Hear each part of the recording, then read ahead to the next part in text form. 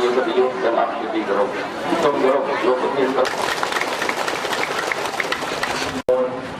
ជាពលរដ្ឋគឺទាំងការស្វែងរកจากអភិការអាយដាមតាយទឹកគូអំពីទីក្នុងវងខ្លួនដល់បារមីវត្ថុសរុបមាន66,554នាក់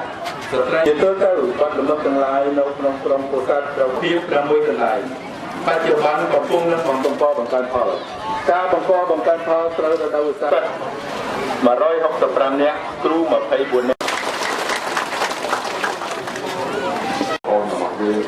បាទសូមមានការខាងtayឲ្យជប៉ុនជំរុញបញ្ហាការងារនេះម្នាក់ទៀតនៅក្នុងគ្រួសារបាទ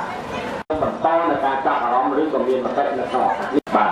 តើបានតែឬក៏អត់ស្ដីនឹងបងបាទពាក់ព័ន្ធជាមួយខ្ញុំជាថ្នាក់ដឹកនាំនៅក្នុងយុទ្ធការច្បាប់ចង់ចូលរួមយោបល់នៅក្នុងថ្ងៃនេះបាទទុកការអភិវឌ្ឍនៅក្នុងគ្រោះជំរាបជូនទេថាកន្លងមកនេះ